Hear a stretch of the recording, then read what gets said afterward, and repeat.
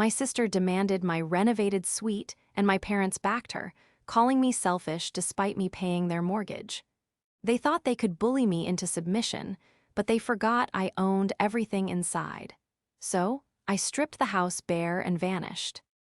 This is where the story truly begins, and you won't want to miss what happens. Make sure you're subscribed to see it through to the end.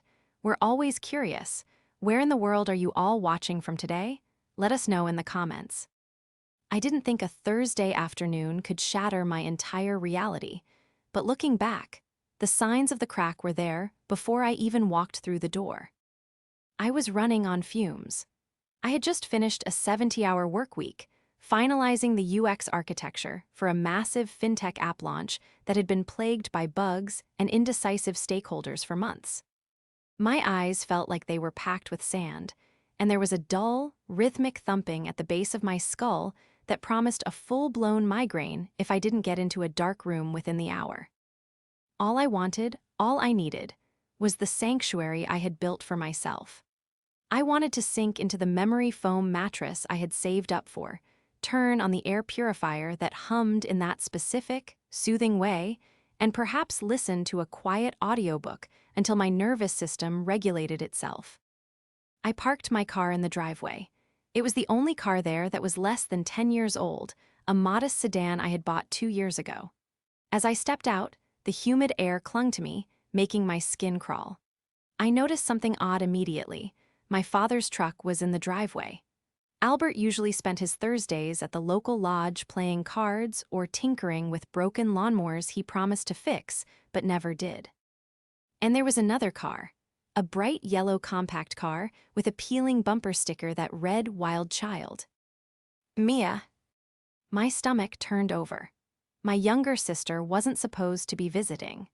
She was supposed to be living her best life 3 hours away in the city with her DJ boyfriend, a guy named Kyle who I had met once and who had tried to borrow $50 from me within the first 5 minutes of the introduction. I unlocked the front door, the heavy oak dragging slightly on the frame, another thing I needed to pay to get fixed, and stepped into the hallway. The house was usually quiet during the day, a silence I cherished as a remote worker. But today, the air was thick with tension. It felt heavy, vibrating with hushed whispers that stopped the moment the latch clicked shut. "Megan, is that you?" It was my mother, Carol. Her voice didn't have the usual distracted warmth she feigned when she needed grocery money. It was sharp, brittle, and pitched slightly too high. "Yeah, Mom, it's me," I called back, dropping my laptop bag on the entryway bench. My shoulders screamed in protest. "I'm going straight up to nap, okay? My head is killing me." "No," Carol said. She appeared from the living room, wiping her hands on a dish towel, though I knew she hadn't been washing dishes. She looked nervous. Her eyes darted to the stairs and then back to me. "Come in here, please. We need to have a family meeting." "Mom, can it wait?" I pressed 2 fingers against my temple. "Seriously, I see jagged lines in my peripheral vision. I need to lie down." "It can't wait," Albert's voice boomed from the recliner. I walked into the living room. It was a tableau of judgment. Albert was sitting in his recliner, arms crossed over his chest, looking at the floor as if studying the carpet pattern. Carol was standing by the mantel, wringing the dish towel like she was trying to strangle it. And there, sitting in the center of the sofa, was Mia. She looked wrecked. Her mascara was smeared in raccoon circles around her eyes, her nose was red, and she was clutching a box of tissues like a lifeline. She was surrounded by 3 large suitcases. "What's going on?" I asked, the dread pooling in my stomach, displacing the nausea from the migraine. "Mia is back," Carol said, her voice trembling with performative sympathy. "Kyle, that monster," he kicked her out. "She has nowhere to go, Megan. She's heartbroken." "I'm sorry, Mia," I said, and I meant it though my patience was thin. "That sucks, truly. But why is this a family meeting that couldn't wait until I took ibuprofen?" Mia looked up at me, her lower lip quivering. She didn't speak. She just looked at Carol. Carol took a deep breath, puffed out her chest, and delivered the blow. "Mia needs a safe space to heal. She needs stability. She's going to be moving back in." Okay, I said slowly. We can set up the air mattress in the guest room until we clear out the boxes in there. No, Albert grunted. He finally looked up, his face set in a hard, stubborn grimace. The guest room is full of damp. The basement leaks. That's no place for a grieving girl. So, I asked, looking between them. So, Carol said, her voice hardening, losing. The tremor, she needs the master suite, Megan. I blinked. The master suite, you mean, my room. It's the only room with the en-suite bathroom and the space for her yoga things and her clothes, Carol said quickly, rushing the words out. She needs privacy. She needs to feel like she has a home again. You can take the guest room. It's just for a while. You're strong, Megan. You can handle a little discomfort. Mia is fragile right now. I looked at Mia. She wasn't crying anymore.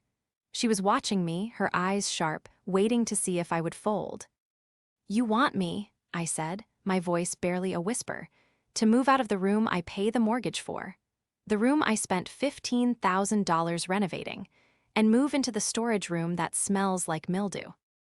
It's just a room, Megan, Carol snapped, her face twisting into ugliness. God, why do you always have to be so difficult? Your sister is in crisis, and you're worried about square footage? It's selfish.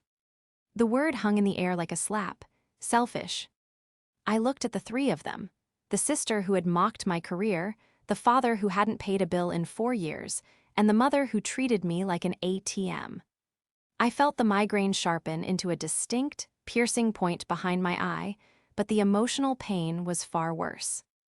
The betrayal wasn't just in the request. It was in the expectation that I didn't matter enough to say no. I didn't scream. I didn't throw things. That was Mia's domain. Instead, a cold numbness washed over me, a protective layer of ice that coated my nerves. I need to think, I said.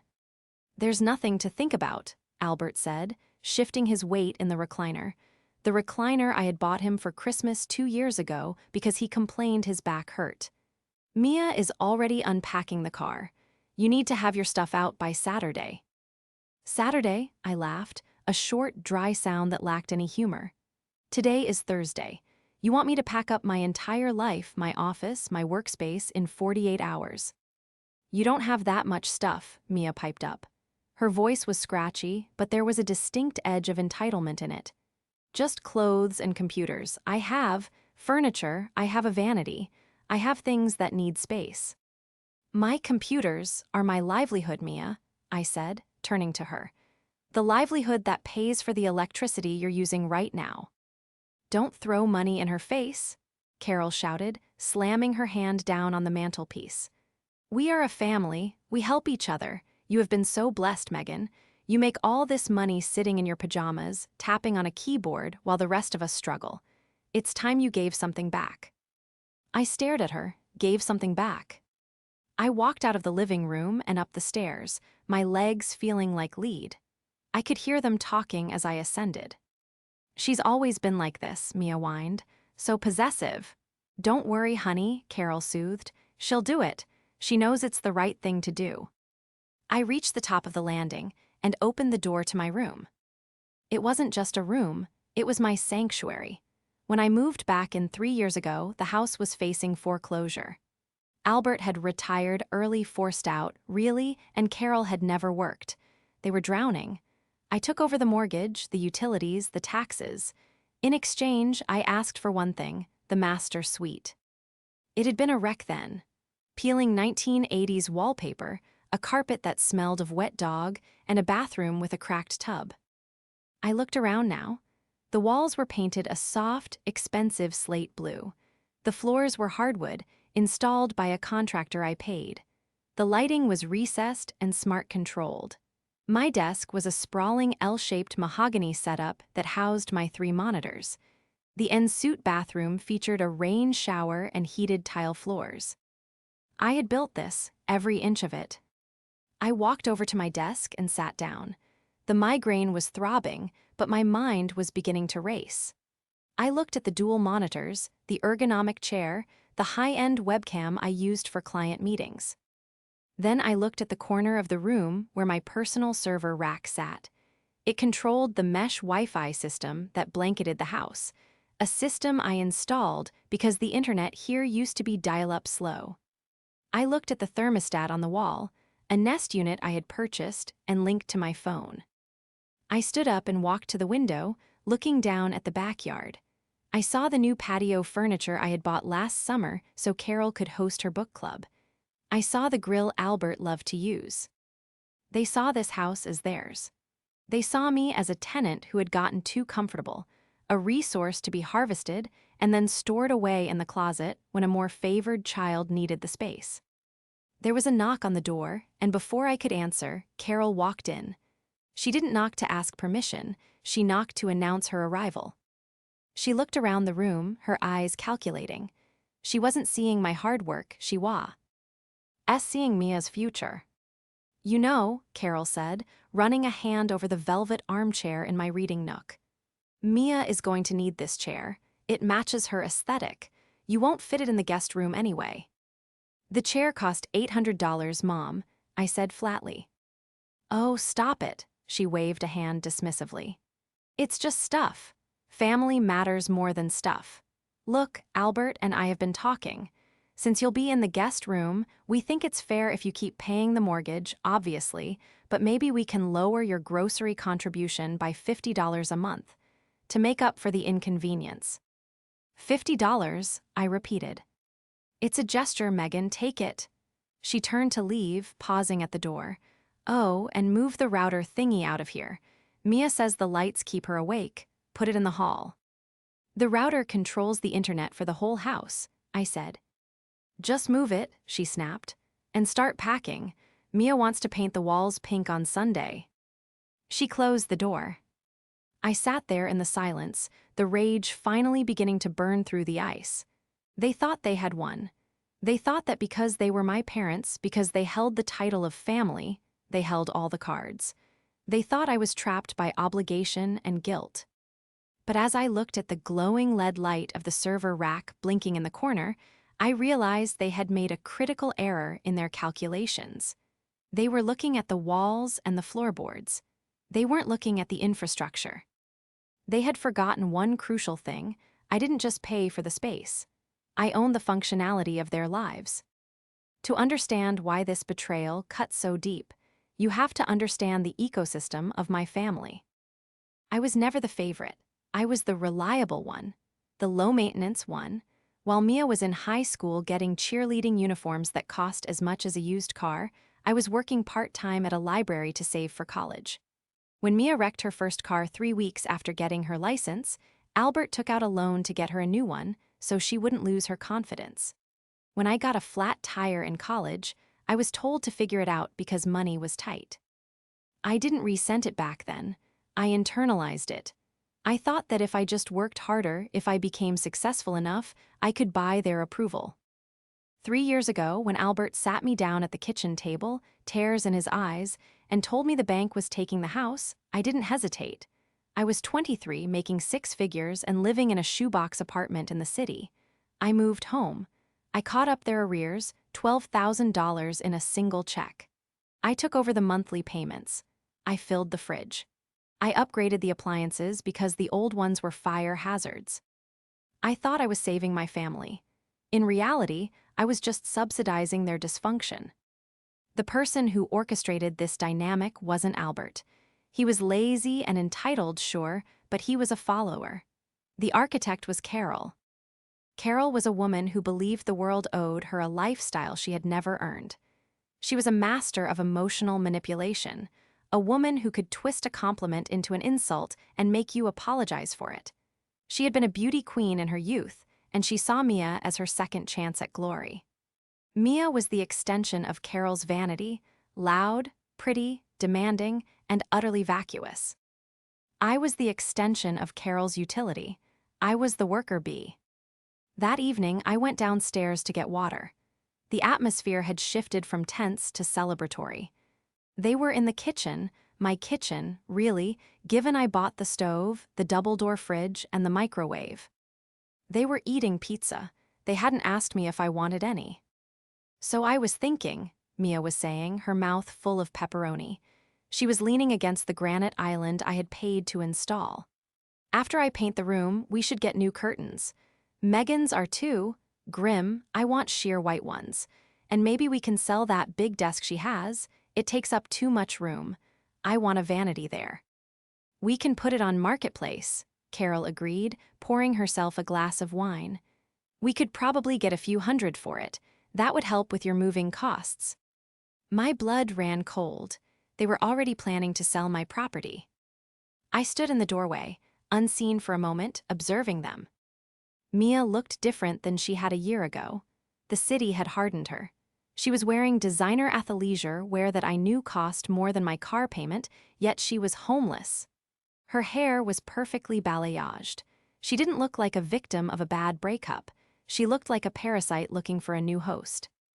"What about Megan's work?" Albert asked, though he didn't sound very concerned. He was busy dipping a crust into ranch dressing. "She needs the desk." "She can use the dining table," Mia scoffed. "She just types all day. It's not like she's doing manual labor. Honestly, I think she makes up how hard her job is just to get out of doing chores." "You're right," Carol sighed. "She's always been dramatic. Remember when she complained about the heat in the attic? She's just soft." Soft. I had paid off their debt. I had fixed the roof. I had bought the car Albert drove to his poker games, and to them, I was soft. I stepped into the light. The conversation stopped instantly. "Oh, Megan," Carol said, her smile tight and fake. "There's pizza left. If you want a slice, you should grab it before Albert finishes it." "I heard you talking about selling my desk," I said, my voice calm, dangerously calm. Mia rolled her eyes. "God, were you eavesdropping? We were just brainstorming. I need space, Megan. That desk is a monstrosity." "It's my desk, Mia. I bought it. I have the receipt." "It's in my room," Mia countered, crossing her arms. "Or it will be, so it's in the way. Mom said we need to clear the energy." "The energy," I repeated. "Look," Carol intervened, stepping between us. She put a hand on my arm. I flinched. "Megan, stop causing a scene. Mia is going through enough. We'll discuss the furniture later. For now, just focus on packing your clothes. We want the room ready by Sunday." She squeezed my arm, her nails digging in slightly. It was a warning. Do not ruin this. "Sunday," I said. "Right." "And Megan," Carol added, her eyes narrowing, "don't be petty. Don't try to lock the door or hide things. We're a family." I looked at the three of them, the gluttonous father, the narcissistic mother, the spoiled sister. They were a cohesive unit, a three-headed hydra of entitlement. I was the outsider. I was the host organism. "You're right," I said. "We are a family. I'll be ready by Sunday." They smiled. They thought I had capitulated. They thought the soft daughter had folded under the pressure. They didn't see the calculation happening behind my eyes. They didn't know that I wasn't going to pack my clothes. I was going to pack everything. Friday morning arrived with a suffocating humidity that seeped through the cracks of the house, but for the first time in years, I didn't feel the weight of it. I felt a strange, vibrating clarity. The migraine had receded, replaced by a cold, sharp focus. I woke up early, before the rest of the house began its chaotic stir. I showered in the bathroom I had tiled myself, letting the water run hot, knowing this would be one of the last times I stood here. As I dried off, I looked at myself in the mirror. I didn't see the soft daughter Carol talked about. I saw a woman who managed million-dollar projects for Fortune 500 companies. I saw a problem solver. I had been approaching this wrong. I had been treating this as a family negotiation, relying on emotional currency, love, gratitude, fairness, that simply didn't exist in this economy. I needed to treat this like a hostile takeover. I dressed in my sharpest blazer and jeans, grabbed my laptop bag, and walked downstairs. Carol was already in the kitchen, making coffee in the high-end espresso machine I had bought for her birthday. The smell of freshly ground beans filled the air. "Good morning," she chirped, her mood significantly improved since she thought she had won. "You're up early. Going to start clearing out the closet." I poured myself a cup of black coffee from the pot, ignoring the espresso machine. I needed to start detaching from my investments immediately. "I'm going into the city," I said smoothly. "I have meetings, I'll be back late." "Oh," Carol frowned, the mug pausing halfway to her lips. "Well, don't be too late. Mia wants to measure the windows for those sheer curtains tonight. She needs you to move your desk so she can get the tape measure in there." "I'll handle the furniture, Mom, don't worry." I walked out before she could ask for gas money. I didn't go to a co-working space. I drove straight to the Avery, a luxury apartment complex 20 minutes away that I had driven past 1,000 times but never allowed myself to consider because the rent was irresponsible. I walked into the leasing office. The air conditioning was crisp, the floors were polished marble, and the leasing agent, a woman named Sarah, treated me with immediate respect. "I need a 2-bedroom unit," I told her, sitting down in a plush velvet chair. "Top floor if possible, and I need to move in immediately, as in Sunday."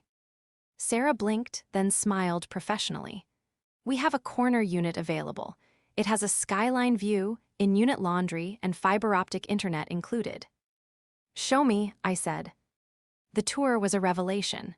The apartment was pristine. White walls, quartz countertops, floor-to-ceiling windows that flooded the space with natural light. It was empty, quiet, and completely mine.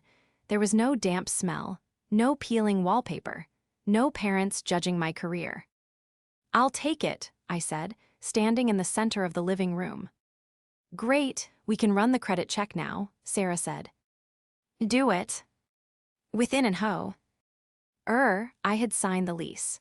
I paid the deposit and the first month's rent without blinking. The amount was less than what I paid monthly for my parents' mortgage and bills combined. The realization hit me like a physical blow. I was saving money by leaving. I sat in my car in the parking lot and made the next call. "Elite Moving Services, how can we help you?" "I need a full-service pack and move for Sunday morning." 8:00 a.m. sharp, I said. "I need 3 men and a large truck.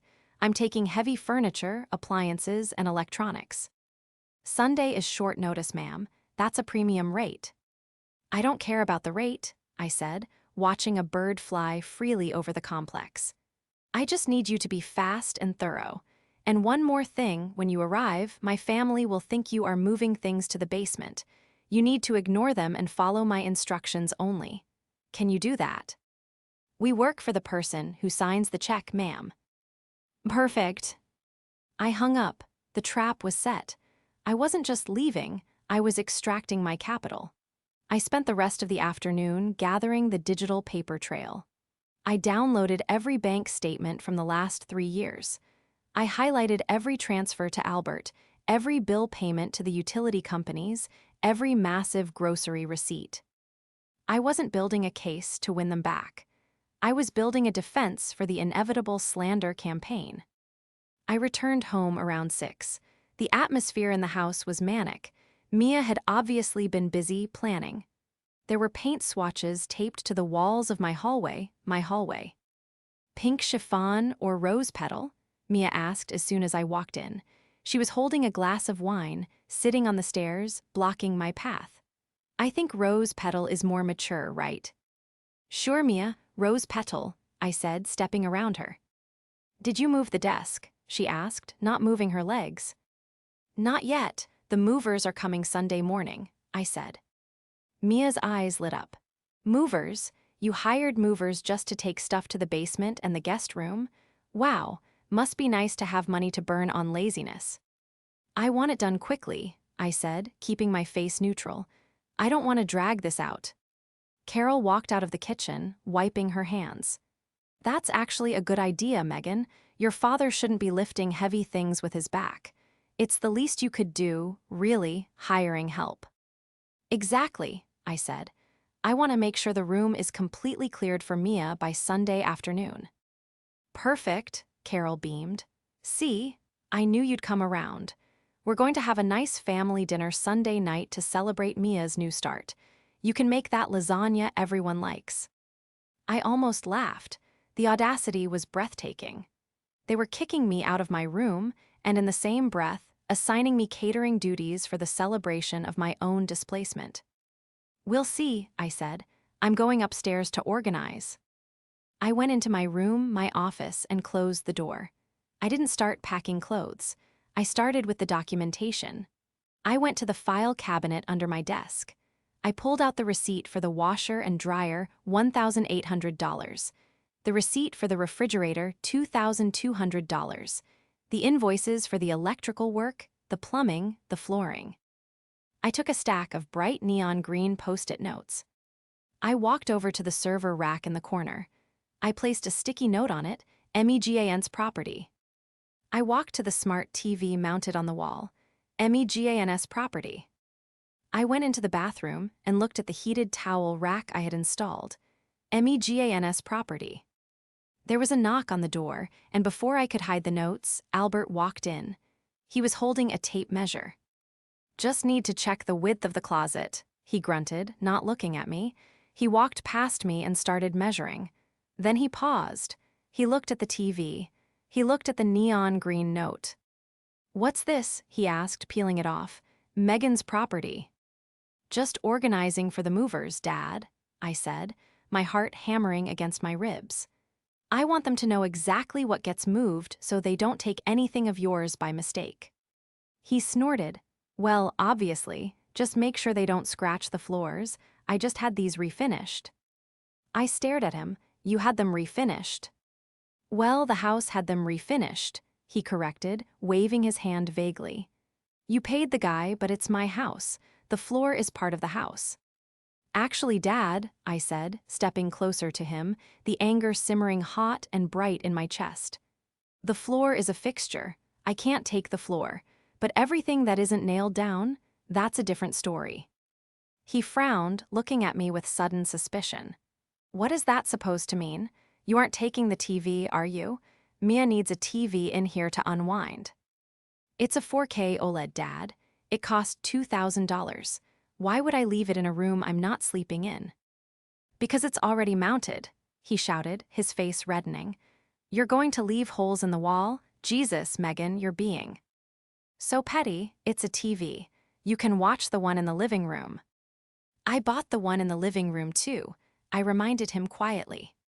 "So, it's a family house?" He threw the sticky note on the floor. "Stop with the stickers. It's childish. You leave the TV, you leave the curtains, and you leave the desk until we sell it. That's final." He stormed out, slamming the door. I stood there, trembling. Not with fear, but with adrenaline. He had just confirmed everything. To them, my property was community property. My labor was their entitlement. I picked up the sticky note from the floor and smoothed it out. Then I placed it back on the TV. "No," I whispered to the empty room, "that isn't final." Saturday was a blur of passive-aggressive commentary. I spent the day in my room, packing. In reality, I was dismantling my PC setup and carefully wrapping my monitors in bubble wrap. Downstairs, I could hear Mia and Carol planning. "We need to get a rug that ties the room together," Mia was saying. "Maybe we can use Megan's credit card points. She never uses them." "We'll ask her at dinner," Carol replied. "She's been grumpy, so let's butter her up first." I needed packing tape. I realized I had left a roll in the kitchen junk drawer, the drawer where bills, rubber bands, and batteries went to die. I went downstairs. The kitchen was empty. They were out on the patio, drinking iced tea. I opened the drawer and started digging through the chaos. I found the tape, but as I pulled it out, a long, slender envelope snagged on the adhesive. It was buried at the very back, beneath a pile of takeout menus. It was a bank statement, but it wasn't from the bank we used for the joint house account. It was from a credit union 2 towns over. The addressee was Carol and Albert Miller. I frowned. I knew their finances. I managed their finances. They claimed to be living on Albert's tiny disability check and Social Security. They claimed to have 0 savings. That was why I paid the mortgage. That was why I paid for the groceries. I ripped the envelope open. My hands shook. It was a quarterly statement for a high-yield savings account. I scanned the numbers. Beginning balance, 42,500 deposit, casino winnings, $2,000 ending balance, 44,500. I felt the air leave my lungs, $44,000. They had $44,000 sitting in a secret account. For 3 years, they had watched me work 70-hour weeks. They had watched me skip vacations. They had watched me drive an old car. They had cried at the kitchen table about how they couldn't afford to fix the water heater, so I paid for it. They had begged me to cover the property tax increase, so I paid it. They weren't poor. They were hoarding their money while they burned through mine. I heard the patio door slide open. I shoved the statement into my pocket and turned around. Carol walked in, fanning herself. "It's hot out there. Did you find the tape?" I looked at her, really looked at her. I saw the crow's feet around her eyes, the expertly dyed hair, the manipulative tilt of her mouth. I saw a stranger. "Yeah," I said, my voice sounding hollow, distant. "I found it." "Good," she said, opening my fridge, and grabbing a soda. "Oh, by the way, Mia was wondering if you could leave your noise-canceling headphones. The ones you wear for work. She thinks they would help her meditate." The rage that surged through me was so intense it almost blinded me, but I forced it down. I clamped a lid on it tight. If I exploded now, if I confronted them about the money now, the plan would fall apart. They would gaslight me, they would bar the movers, they would make tomorrow hell. I needed to be smart. I needed to execute the exit. "I'll think about it," I said. "Thanks, sweetie," she smiled, patting my cheek as she walked past. "You're a good sister, even if you are a bit difficult sometimes." I waited until she was gone, then I pulled the statement out of my pocket. I took a picture of it with my phone. Then I uploaded it to my cloud storage. I went back upstairs. I didn't just pack my clothes, I packed the router. I packed the smart thermostat, replacing it with the cheap plastic one that had been there originally. I had kept it in a box, thank God. I packed the light bulbs, the expensive Philips Hue ones, and replaced them with standard bulbs. I walked into the bathroom. I took the shower head. I took the bidet attachment. I took the toilet paper holder I had bought because the old one was rusted. I was methodical. I was ruthless. Around 10:00 p.m., Mia knocked on my door. "Hey," she said, leaning against the frame. "Mom said you're taking the TV? That's really lame, Megan." "It's mine, Mia." "You're just jealous," she spat, her face twisting. "You're jealous that Mom and Dad actually like me. You think because you buy things, you own people, but you don't. You're just the wallet." She turned and left. I stood in the center of the room, surrounded by boxes. "You're right," I whispered to the retreating figure. "I am the wallet." I picked up my phone and opened the app for the power company. I navigated to the Service tab. Schedule disconnection. Date, Sunday. Time, 12:00 p.m. I did the same for the internet, the same for the water, the same for the gas. I wasn't just moving out, I was closing the bank. Sunday morning broke with a deceptive calm. The sky was a bruised purple, threatening rain, mirroring the storm that was brewing in my gut. I was up at 6:00 a.m., dressed in workout clothes, finishing the final labeling. I could hear the house sleeping. Mia was likely dreaming of her new pink walls. Carol was probably dreaming of the family harmony she believed she had successfully bullied into existence. They were asleep in a house they believed was a permanent, immutable provider of comfort. They didn't realize that the comfort had an expiration date, and it was 2 hours away. At 7:45 a.m., I went downstairs and unlocked the front door. I propped it open with a heavy stone. At 8:00 a.m. sharp, the rumble of a diesel engine shattered the morning silence. A massive white truck backed into the driveway, its air brakes hissing loudly. I walked out to meet the foreman, a burly man named Mike holding a clipboard. "Megan," he asked. "That's me," I said, handing him a floor plan I had sketched. "Everything highlighted in yellow goes, everything. If it has a green sticker, it's mine. If anyone tries to stop you who isn't me, ignore them. Got it, Mike grinned. Let's get to work. The sound of 4 men in work boots stomping into the entryway woke the house instantly. What is going on? Carol shrieked from the top of the stairs. She was wearing her silk robe, her hair in rollers. Megan, who are these people? These are the movers, Mom, I called up from the living room, where I was disconnecting the 65-inch OLED TV. I told you I hired help.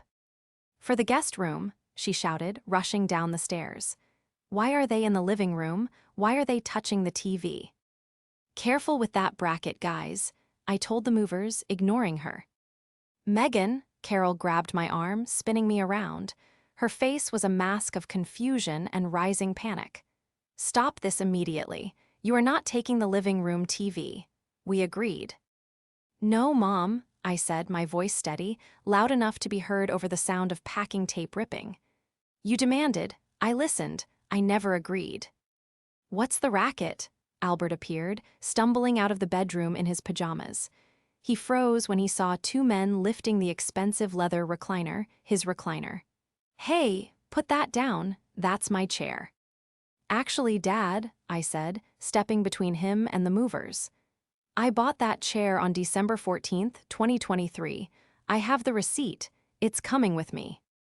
You can't do this, Mia screamed from the landing. She looked down, horrified. They're in the kitchen. Mom, they're unplugging the fridge. The fridge, Carol's face went pale. Megan, stop this. All the food will spoil. I suggest you get some coolers, I said coldly, or maybe eat it fast. The chaos that followed was absolute. Carol tried to block the doorway to the kitchen, but Mike, the foreman, simply politely asked her to move for safety reasons. When she refused, I walked over. Mom, I said, leaning in close, if you interfere with them, they charge by the hour, and I will deduct that cost from the final utility bill I pay. Move. She moved, shocked by the venom in my voice. For the next 3 hours, they watched in horror as their lifestyle was systematically dismantled. The washer and dryer were hauled out, leaving a gaping, dusty hole in the laundry room. The high-end microwave was boxed. The Dyson vacuum, the Ninja blender, the Le Creuset pot set, all of it marched out the door. By 11:30 a.m., the house echoed. It wasn't empty, but it was hollow. The old, stained furniture they had owned before I moved in, the stuff stored in the garage, was all that remained. You've gutted the house, Albert whispered, standing in the middle of the living room. He looked smaller, older. You stripped us bare. I took what was mine, I said, signing the foreman's clipboard. I'm leaving you exactly what you had before I came back to save you. You are a selfish, ungrateful bitch, Mia screamed, storming up to me. I have friends coming over tonight. What am I supposed to tell them? That my sister stole the furniture. Tell them whatever you want, Mia, I said. Tell them I'm the villain. It doesn't matter anymore. We are your parents, Carol sobbed, playing her final card, the tears flowing freely now. How can you leave us like this? We have nothing. We have no money to replace this. You know we're living on a fixed income. This was the moment. The neighbors were outside, watching from their lawns, drawn by the commotion. My parents were playing the victims perfectly. I reached into my bag and pulled out the printed photo of the bank statement. Fixed income, I asked loudly. I slapped the paper onto the bare wall where the TV used to be. The tape stuck. You have $44,500 in the credit union, Mom, I said, my voice ringing through the empty room. Carol stopped crying instantly. The color drained from her face. Albert looked at her, then at the paper, then back at her. What? Albert wheezed. They've been hoarding money, Dad, I said, looking at him. While I paid the mortgage, while I paid for your medicine, while I paid for the food in your stomach, they had 40 grand sitting there gaining interest. Mia walked over to the paper. She read it. Her mouth dropped open. Mom, you said you couldn't afford to help me with my rent in the city. It was for emergencies, Carol stammered, backing away. It was our retirement. I was your retirement plan, I said, and I just quit. I checked my watch. 11:59 a.m. Goodbye, Mom. Goodbye, Mia. I walked out the front door. As I stepped onto the porch, the movers closed the back of the truck. And then, precisely at 12:00 p.m., the house went dark. The smart lights I hadn't packed flickered and died. The hum of the refrigerator ceased. The Wi-Fi signal vanished. "The power," Mia shrieked from inside. She cut the power. I got into my car, the engine purring to life. I didn't look back. I didn't see them standing in the doorway of their dark, empty house. I only saw the road ahead, wide open and bright. The first week in my new apartment was the quietest week of my life. I slept for 12 hours a night. I woke up to sunlight streaming through floor-to-ceiling windows. I made coffee in my kitchen, drank it on my balcony, and realized that the crushing weight I had carried for 3 years wasn't stress from work. It was the gravity of my family's expectations. I had blocked their numbers on Sunday night. My phone shows a log of blocked calls, hundreds of them.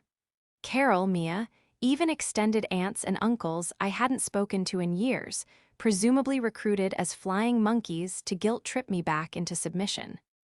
I didn't listen to the voicemails. I didn't need to. I knew the script. First anger, then bargaining, then guilt, then rage again. But silence, real silence, has a way of letting the truth float to the surface. 2 months later, I was sitting at a cafe near my office, reviewing a design brief when my phone buzzed. It was a number I didn't recognize. Usually, I ignored these, but something made me answer. "Hello. Megan." It was Albert, but his voice sounded different, clearer, less like the grunting, passive lump in the recliner. "Dad," I stiffened, my finger hovering over the hang-up button. "If you're calling to ask for money, I'm hanging up." "I'm not," he said quickly. I just wanted to tell you that you were right." I paused. "Right about what?" "About everything," he sighed. The sound was heavy with regret. "About the money, about Carol." He went on to tell me what had happened after I left. The emergency fund Carol had hidden hadn't lasted long. Mia, furious about the living conditions and the lack of internet, had demanded Carol buy new furniture immediately. They blew through $15,000 in the first week trying to replicate the lifestyle I had provided. But without my income, the reality of the bills hit them. The mortgage, the utilities, the taxes. The tension in the house exploded. Mia, realizing the free ride was over and that the house was now a place of stress rather than luxury, had left. She moved back in with Kyle, the toxic boyfriend, just to get away from Carol's screeching about money. "Your mother," Albert hesitated. She's not handling it well. She blames you every day, but when I saw that bank statement on the wall, it woke me up, Megan. I let her use you. I sat there and watched her bleed you dry because it was easier for me. I was a coward." I listened, tears pricking my eyes, not tears of sadness, but of release. This was the validation I had never expected to get. "I moved out, Megan," he said softly. My breath hitched. "You left Mom." "I'm staying at your Uncle Jerry's place. I filed for separation yesterday. I can't live in that house anymore. It's too dark, and I don't mean the lights." "I'm glad, Dad," I said, and I meant it. "I know I don't deserve it," he said, his voice cracking. "But I hope one day we can grab a coffee. I want to pay for it, with my own money." "I'd like that," I said. "Give it some time, but I'd like that." I hung up the phone and looked out the window. Justice wasn't about seeing Carol suffer, though I knew she was currently sitting in a house she couldn't afford, surrounded by the echoes of her own greed. Justice wasn't about Mia repeating her bad cycles. Justice was Albert waking up. Justice was the cycle breaking. I packed up my laptop and walked out into the city. The air was crisp, signaling the start of autumn. I took a deep breath, filling my lungs with the cool, clean air of freedom. I had lost a house, but I had gained a life. And for the first time, the ledger was balanced.